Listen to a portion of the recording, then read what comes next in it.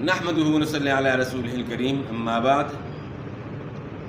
ایک بات کی وضاحت جو ہے بہت ضروری ہے کہ موجودہ معاشرے کے اندر بعض علماء سو جو ہے وہ اس حد تک جو ہے آگے جا چکے ہیں کہ اصل چیز جو ہے اس کو چھوڑ دیا ہے۔ قرآن اور حدیث جو ہے اصل چیز ہے، اور کوئی کسی کا بیان ہو، کسی عالم کا، کسی عالم کی بات ہو، اس کو آپ فالو کرتے ہیں، لیکن آپ آئیں گے اصل چیز کی طرف، قرآن اور حدیث کی طرف آئیں گے، نہ کہ جو ہے صرف اس کی بات فلانے عالم صاحب نے جو ہے یہ بات کہی ہے تو یہ درست ہے اور 100% درست ہے۔ یہ طریقہ جو ہے اسلام کے اندر نہیں ہے، یہ اصول بالکل نہیں ہے کہ جو بھی کوئی بات کہے اور جس کو بندہ جو ہے اپنا رہنما تسلیم کر لے، اور وہ جو بات کہے اس کو جو ہے حق جاننا اور اس عالم کی جو ہے اتنی فضیلت بیان کرنا، اس میں غلو کرنا، اکابر پرستی جو ہے یہ صحیح نہیں ہے۔ اسی پہ انسان جو ہے نا گمراہ ہوتا ہے کہ وہ اکابر پرستی کے اندر جو ہے آگے جو ہے دھنستا جا رہا ہے اور اصل جو ہے اس کو چھوڑ دیتا ہے۔ تو اصل اسلام میں کیا ہے؟ وہ قرآن ہے اور حدیث ہے، یعنی اللہ تعالیٰ کا فرمان ہے، اس کے بعد نبی کریم صلی اللہ علیہ وسلم کا فرمان ہے، نبی صلی اللہ علیہ وسلم کا طریقہ ہے۔ نبی کریم صلی اللہ علیہ وسلم کے سامنے جو کام کیا گیا ہے اس پہ نبی کریم صلی اللہ علیہ وسلم نے جو ہے خاموشی اختیار کی ہے۔ تو یہ تمام جو ہے چیزیں جو ہیں نا ہمارے سامنے ہیں، یعنی اصل قرآن اور حدیث ہے۔ دوسری طرف جو ہے لوگوں نے کیا کیا کہ قرآن اور حدیث کو چھوڑ کر کسی ایک امام کی پیروی شروع کر دی،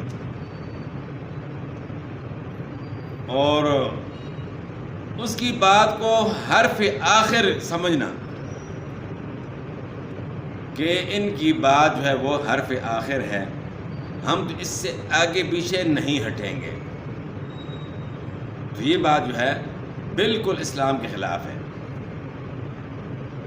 اور ایسے لوگوں کے سامنے جب آپ قرآن اور حدیث پیش کریں گے تو وہ نہیں مانیں گے۔ کیوں نہیں مانیں گے؟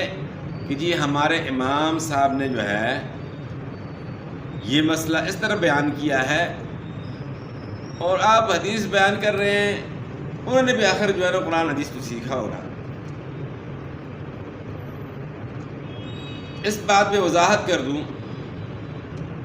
کہ مدینہ سے جو لوگ دور تھے ان کے پاس ذخیرہ حدیث جو ہے نا بہت ہی کم پہنچا ہے۔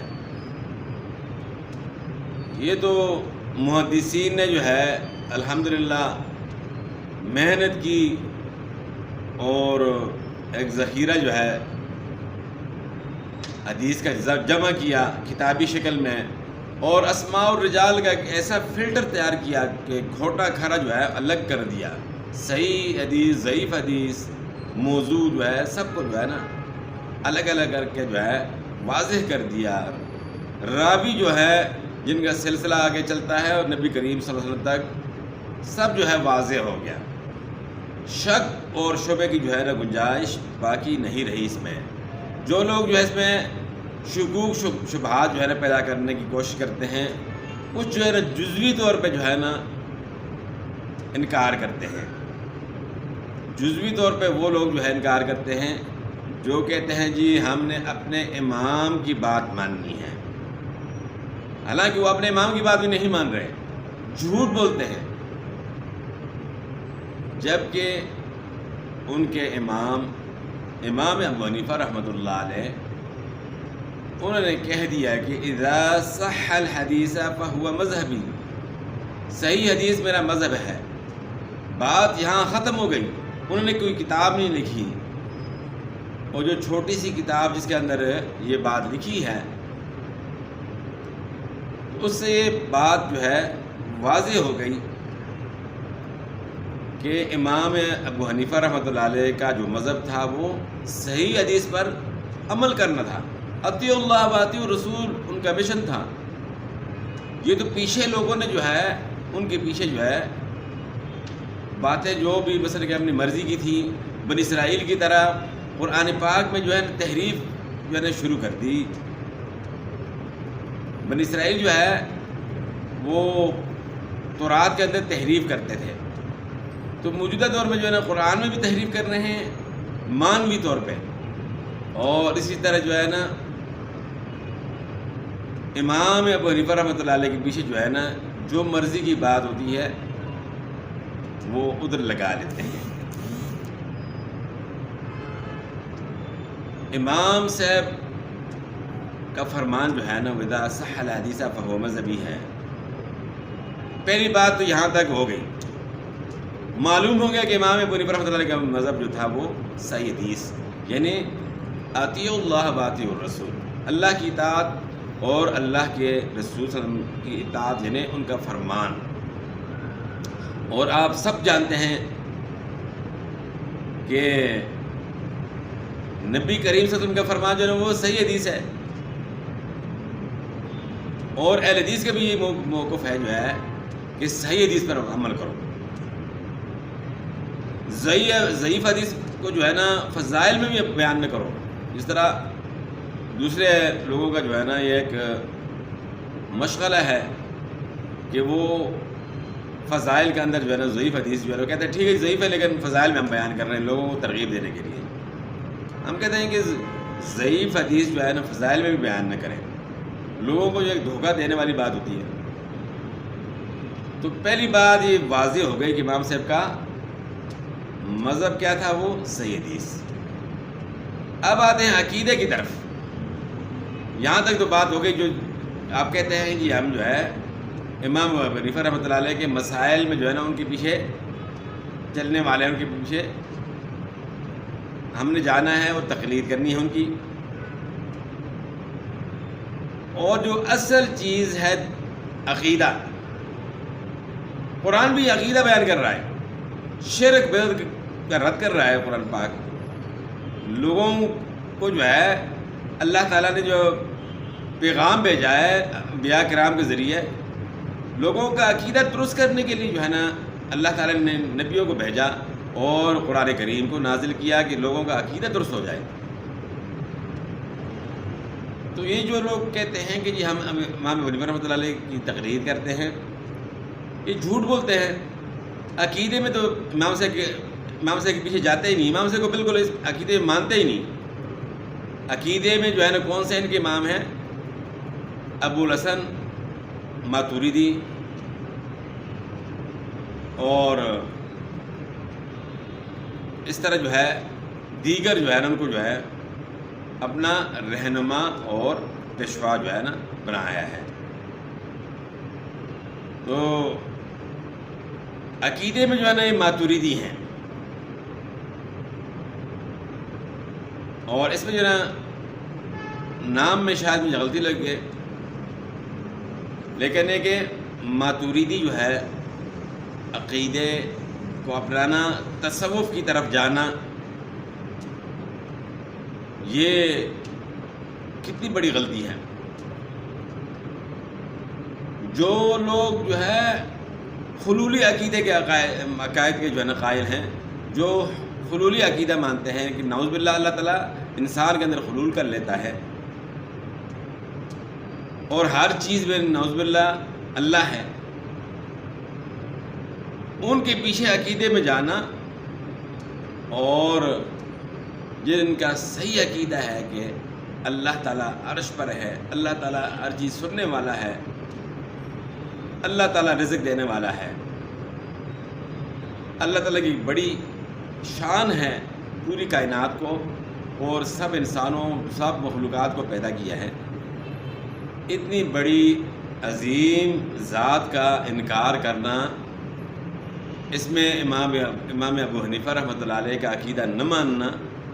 جب عقیدہ آپ نہیں مان رہے تو دعویٰ کس چیز کا کر رہے ہیں کہ جی ہم حنفی ہیں؟ بالکل جھوٹ بولتے ہیں. جو امام صاحب کا عقیدہ مانتے ہیں کہ اللہ تعالیٰ عرش پر ہے تو وہ حنفی ہیں. یہ ہمارا دعویٰ ہے کہ ہم جو ہے نا حنفی ہیں. امام صاحب کا وہی عقیدہ ہے جو سلف کا تھا، بالکل سلف کے عقیدے کے مطابق جو ہے نا امام صاحب کا عقیدہ تھا. اور امام صاحب تو مثلا کہ ان کو کافر کہتے ہیں جو مثلا کہ عرش پر جو ہے اللہ کو نہ مانے. تو یہ سوچنے والی بات ہے. عوام کو اس چیز کا نہیں پتہ، وہ سمجھتے کہ بس یہ ہم یہ حنفی ہیں. اور بعض جو ہے نا جب جگہ میں گیا وہاں جو ہے ایک مفتی صاحب جو ہے نا وہ امام ابو حنیفہ رحمۃ اللہ علیہ کے فضائل بیان کر رہے ہیں. میں نے کہا اللہ کے بندے، امام ابو حنیفہ رحمۃ اللہ علیہ کے فضائل جو ہے نا آپ ان کے سامنے بیان کریں جو نہیں مانتے، کیونکہ انہوں نے ایک جھوٹ پھیلایا ہوا ہے. حتیٰ کہ ان کے جو مولوی حضرات ہیں ان کو بھی اس بات کا پتہ نہیں ہے کہ اہل حدیث جو ہے وہ سب ائمہ کرام کا احترام کرتے ہیں اور سب کی عزت کرتے ہیں، ان کو ان کی خدمات کو بھی مانتے ہیں. تو میں نے کہا کہ آپ جو ہے نا میرے سامنے جو ہے ان کے فضائل تب بیان کرتے کہ میں امام صاحب کی خدمات کا قائل نہ ہوتا، ان کو ایک بڑا پیشوا میں مانتا، لیکن آپ نہیں مانتے. ان کے فضائل بیان کر کے کہ جو ہے نا آپ ان کا عقیدہ کیوں نہیں مانتے؟ آپ کہتے ہیں کہ اللہ تعالیٰ ہر جگہ ہے، نعوذ باللہ اس میں لیٹرین ہے، ہر جگہ میں لیٹرین بھی ہے، جدھر آپ جوتیاں اتارتے ہیں وہ جگہ بھی ہے، جدھر جانور ہیں اور جہاں شراب خانہ ہے، بت خانہ ہے ہندوؤں کا، اسی طرح گرجا گھر ہے. تو جدھر آپ بیٹھتے ہیں نعوذ باللہ ہر جگہ، جدھر آپ سوتے ہیں آپ تو ہر جگہ کہتے ہیں. کتنا غلط عقیدہ جو ہے نا آپ کا. اللہ تعالیٰ عرش پر ہے، یہ جو ہے امام ابو حنیفہ کا فتویٰ ہے، ان کا عقیدہ ہے کہ اللہ تعالیٰ عرش پر ہے، لیکن اللہ تعالیٰ جو ہے نا ان سے کوئی چیز چھپی نہیں ہے. اندھیرے کے اندر جو ہے نا کالی چیونٹی بھی جو ہے نا اگر چل رہی ہے اس کی آواز بھی اللہ تعالیٰ سنتے ہیں، اس کو دیکھ رہے ہیں. تو اس سے صوفیاء والا، یہ تو صوفیاء والا عقیدہ ہے جنہوں نے جو ہے معاشرے کے اندر جو ہے نا شرک اور بدعت پھیلانے کے لیے اس چیز کو جو ہے نا عام کیا. تصوف، حلولی عقیدہ. تو اس بات کی وضاحت ضروری تھی کہ ایک صاحب نے کہا تھا کہ جی ہم جو ہے نا امام صاحب نے کہا کہ ذات صحل حدیث فہو مذہبی، امام صاحب اہل حدیث تھے، ہم بھی اہل حدیث ہیں. تو یہ جھوٹ ہے. آپ جو نا حدیث کو مانتے نہیں، صحیح حدیث کا انکار کر رہے ہیں. تو قیامت والے دن جو ہے نا کیا جواب دیں گے؟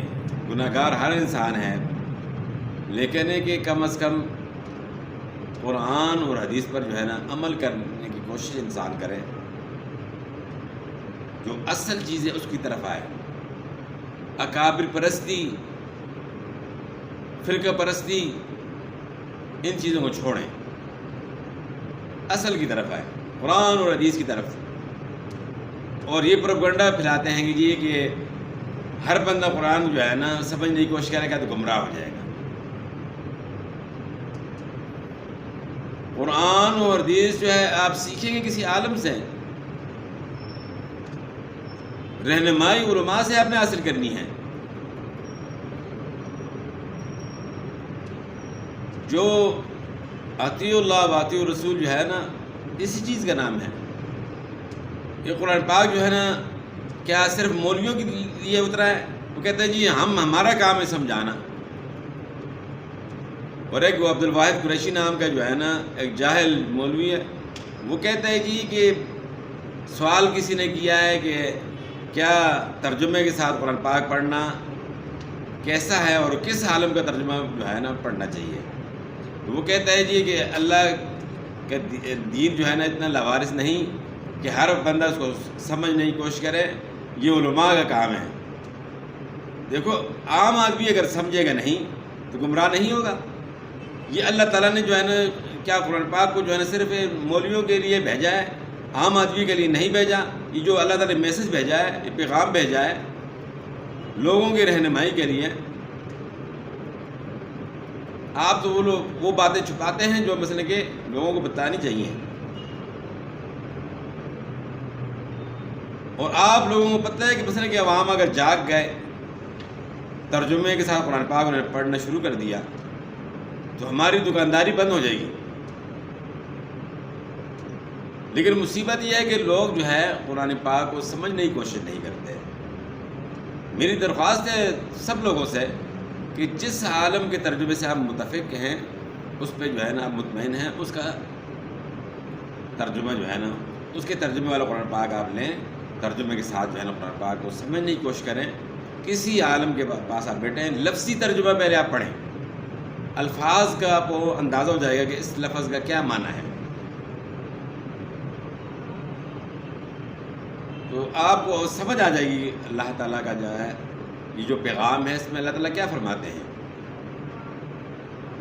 یہ فرقہ پرست مولوی جو ہے لوگوں کو گمراہ کر رہے ہیں اور مختلف قسم کی باتیں جو ہے نا اس طرح پھیلا کر، کوئی جو ہے نا قرآن حدیث کی بات کرے تو اس سے متنفر کرنے کے لیے جھوٹی باتیں جو ہے نا پھیلانے کی کوشش کرتے ہیں. تو کسی کی بات پہ بھروسہ آپ نہ کریں، اس سے دلیل پوچھیں کیا قرآن اور حدیث کے اندر یہ بات ہے، اور پھر جو حدیث بیان کرے اس کے متعلق آپ پوری تحقیق کریں کہ یہ حدیث صحیح ہے یا ضعیف ہے یا موضوع ہے. موضوع جو ہے نا من گھڑت موضوعات الکبیر جو ہے نا ایک کتاب ہے جس کے اندر موضوع حدیث جو ہے نا یعنی من گھڑت حدیث ہے اس کو جمع کیا گیا، اس کا نام ہے موضوعات الکبیر. اسی طرح ایک مولوی جو ہے نا اس کے ساتھ جو ہے نا کسی کی بحث ہوئی، اس نے کہا کہ دلیل، اس نے کہا یہ موضوعات الکبیر شریف میں جو ہے نا یہ بات آئی ہے. یعنی اس جاہل کو یہ پتہ نہیں ہے کہ موضوعات الکبیر کا مطلب ہے کہ من گھڑت قسم کی جو حدیثیں گھڑی گئی ہیں بڑی بڑی، یہ کتاب ان کے متعلق ہے. اس کو یہ بیچارے کو پتہ نہیں ہے، اور لوگوں کی رہنمائی کے لیے جو ہے نا دعویٰ کرتے ہیں، اور حالت یہ ہے کہ ان کو یہ پتہ نہیں ہے کہ موضوعات الکبیر کا کیا مطلب ہے. لوگ دیکھتے ہیں کہ کسی کی بڑی پگڑی ہے اور بھاری قسم کا جو ہے نا جسم ہے تو وہ سمجھتا ہے کہ بہت بڑا عالم یہی ہے،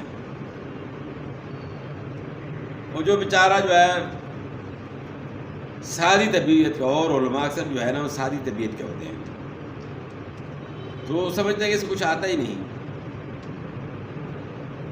وہ اسی کے پاس جائیں گے جس کی بڑی پگڑی ہوگی اور زیادہ سے زیادہ فرقہ پرستی کی جو ہے نا جو بات کرتا ہوگا اسی کے پیچھے جو ہے نا لوگ چل پڑتے ہیں. تو آخر مرنا بھی ہے. اللہ کو کیا جواب دیں گے؟ انور شاہ کشمیری رحمۃ اللہ علیہ بہت بڑے عالم جو ہے دیوبند کے گزرے ہیں، اور حتیٰ کہ سننے میں آیا کہ 10 سال تک وہ صدر مدرس رہے ہیں دارالعلوم دیوبند کے. اتنی بڑی شخصیت تھی. انہوں نے جو ہے قلم کے ذریعے الحمدللہ بہت زیادہ کام کیا ہے، سب باتیں واضح کر دی، جو سب مسائل جو احناف نہیں مانتے وہ واضح کر دیا کہ یہ حدیث ثابت ہے، آپ کیوں نہیں مانتے. اور مرتے وقت جو ہے انہوں نے کہا کہ زندگی میں نے ضائع کر دی، جو پاس بندہ بیٹھا ہوا ہے، وہ کہہ رہا ہے جی آپ نے اگر زندگی ضائع کر دی تو ہمارا کیا بنے گا؟ پوری زندگی جو ہے نا آپ نے جو ہے نا درس و تدریس میں گزار دی، اور آپ کہتے ہیں جی کہ میں نے زندگی ضائع کر دی، تو اگر آپ نے ضائع کر دی تو ہمارا کیا بنے گا؟ ہم تو اس کے مقابلے میں کچھ نہیں ہیں۔ انہوں نے کہا کہ میں نے پوری زندگی جو ہے نا امام ابو حنیفہ رحمۃ اللہ علیہ کے مسلک یعنی حنفیت کو جو ہے نا ثابت کرنے کے لیے اس کے لیے دلائل تلاش کرتے رہے، ہم اس کے بچانے کے لیے جو ہے نا مختلف دلائل تلاش کرتے رہے، اور موجودہ دور میں بھی اس طرح ہی ہوتا ہے۔ تو انہوں نے کہا کہ میں نے پوری زندگی ضائع کر دی، آخر میں ان کو افسوس ہوا۔ تو اس افسوس سے پہلے جو ہے نا، مرنے سے پہلے جو ہے نا آپ صراط مستقیم کی طرف آئیں، قرآن حدیث کی طرف آئیں۔ یہ اس موجودہ دور میں جو ہے بہت بڑے فتنے ہیں جو حدیث سے ہٹانے کی کوشش کرتے ہیں۔ اس طرح پنجاب میں بھی ہے، اور KPK کے اندر بھی جو ہے نا آپ دیکھ رہے ہیں، اپنے آپ کو مفتی کہتے ہیں، علامہ کہتے ہیں، لیکن ان کو جو ہے کچھ پتہ نہیں ہے، حدیث سے تو بالکل جو ہے نا بے خبر ہیں، اور بنے جو ہے نا علامہ پھرتے ہیں، اور حدیث کا انکار کر رہے ہیں۔ یعنی اس طرح سامنے اعتراض جو ہے وہ کیا نام ہے، انکار تو نہیں کر سکتے، لیکن فلانی حدیث جو ہے نا اس کو ہم نہیں مانتے، جس کو نہیں مانتے اس میں یہ اعتراض ہے۔ صحیح حدیث جو ہے شروع میں یہ مسئلہ یہ تھا، آخر میں انہوں نے یہ کہنا شروع کر دیا جی کہ یہ جو آپ بخاری کرتے ہیں یہ تو ایران میں لکھی گئی ہے، یہ شیعوں نے جو ہے لکھی ہیں، جتنی بھی آپ حدیثیں پڑھتے ہیں نعوذ باللہ یہ شیعوں نے لکھی ہیں۔ جب یہ شیعوں نے سب لکھ دی تو پھر آپ کے پاس کیا رہا ہے؟ آپ کے پاس پھر کیا ہے؟ قرآن سمجھنے کے لیے آپ کے پاس کیا ہے؟ کیا اپنی عقل کے ساتھ جو ہے نا آپ قرآن کو سمجھنے کی کوشش کریں گے جس طرح آپ کر رہے ہیں؟ کہ جی آپ کہتے ہیں جی قرآن کے سامنے جو ہے نا حدیث ٹکرائے تو آپ نے حدیث کو چھوڑ دینا ہے۔ ایسی کوئی صحیح حدیث نہیں ہے کہ جو قرآن سے ٹکرائے۔ تو قرآن میں ہے کہ اقیموا الصلاۃ، نماز پڑھو۔ آپ نماز کس طرح پڑھیں گے جب حدیث کو جو ہے آپ نے مشکوک کر دیا، حدیث کا آپ نے انکار کر دیا؟ قرآن کو آپ جو ہے نا اپنی عقل سے مسئلے کو سمجھنے کی کوشش کریں گے، اور آپ لوگ جو ہے نا اسی طرح کر رہے ہیں۔ کئی قرآن پاک کی آیات کا جو ہے نا وہ حدیث کی روشنی میں آپ جو ہے نا سمجھنے کی کوشش نہیں کر رہے، حالانکہ حدیث جو ہے قرآن کی تشریح ہے۔ اللہ کے رسول صلی اللہ علیہ وسلم نے جو ہے نا 23 سال جو ہے یہ قرآن پاک اترتا رہا، اس کو ساتھ ساتھ سمجھاتے رہے، نماز کا طریقہ بھی سمجھاتے رہے۔ اقیموا الصلاۃ، نماز کا حکم آ گیا، اللہ کے رسول صلی اللہ علیہ وسلم نے جو ہے نا طریقہ سمجھایا۔ وہ حدیث، وہ تمام طریقہ جو ہے نا احادیث کے اندر موجود ہے۔ صحیح بخاری، صحیح مسلم جو ہے، جو قرآن پاک کے بعد سب امت کا اس پہ اتفاق ہوا کہ قرآن کریم کے بعد سب سے بہترین اور سب سے صحیح ترین جو کتاب ہے وہ صحیح بخاری ہے، اور اس کے بعد صحیح مسلم کا درجہ آتا ہے۔ اور اس کے بارے میں جو ہے نا آپ کیسی بات کر رہے ہیں کہ جی یہ ایران میں لکھی گئی ہے، فلانا یہ وہ۔ اللہ سے ڈریں اور توبہ طائب ہو جائیں اور اصل چیز کی طرف آئیں، اپنے اکابر پرستی کو چھوڑیں۔ ایک مولوی کھڑا ہو جاتا ہے، وہ کہتا ہے نہیں جی اس طرح ہے اس طرح ہے، اسی کے پیچھے چل پڑیں گے اور گروپ بن جاتا ہے۔ وہ گروپ کیوں بنتا ہے، وہ فرقہ کیوں بنتا ہے؟ کہ وہ قرآن و حدیث کو چھوڑ لیتے ہیں۔ پوری امت ایک طرف ہے، پاکستانی امت نہیں، پوری دنیا کی بات کر رہا ہوں۔ جہاں سے دین آیا ہے کیا وہاں یہ چیز ہے؟ وہاں یہ ایک دوسرے کی ٹانگیں کھینچنا، اور یہ اکابر پرستی وغیرہ کیا وہاں بھی ہے، کیونکہ وہ مرکز ہے، وہاں سے دین پھیلا ہے۔ اللہ تعالیٰ نے جو ہے نا وہاں ایک حفاظت کا سلسلہ قائم کیا ہے، جس طرح قرآن کریم کے متعلق اللہ تعالیٰ نے فرمایا کہ انا نحن نزلنا الذکر وانا لہ لحافظون، اس ذکر ان قرآن پاک کو ہم نے اتارا ہے اور اس کی حفاظت ہم کرنے والے ہیں۔ تو اسی طرح جہاں سے دین پھیلا ہے وہاں بھی اللہ تعالیٰ نے حفاظتی نظام قائم کیا ہے۔ وہاں کوئی شرک کرتا ہے تو وہاں پولیس والے روکتے ہیں اس کو۔ ایسا نظام کیا اور کسی ملک میں ہے؟ نہیں ہے، بلکہ دوسرے ممالک میں بنا، خاص کر خصوصاً پاکستان، انڈیا، ان ملکوں کے اندر تو اسلام کا حلیہ بگاڑ دیا۔ کسی نے اتنا بڑا ٹائر نما جو ہے پگڑی باندھی ہوئی ہے،